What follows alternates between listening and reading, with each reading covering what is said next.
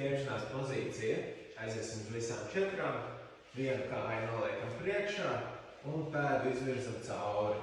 Tātad, jo augstāk būs pēda, jo grūtāk būs stiepšanās, tātad izvēlamies kaut ko atbilstoši sev. Un tagad lēnām noguļamies uz kājas. Šī pozīcija ir stiepšanās pozīcija. Un varam nedaudz pagorīties pa labi, pa kreisi. Un goroties uz āru, jūs jutīsiet lielāku stiepšanos.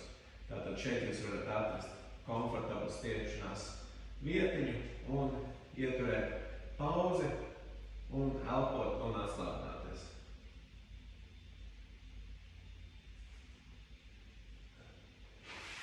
Tieši tāpatās ar otru pusi, kāja priekšā, pēdu izvirzam cauri, lēnām uzguļamies virsū, pašūpojamies, pastamies, kur mēs jūtam viskomfortablāko stiepšanos, lai tā nav pārāk intensīva, un apstājamies un paliekam vienā vietiņā.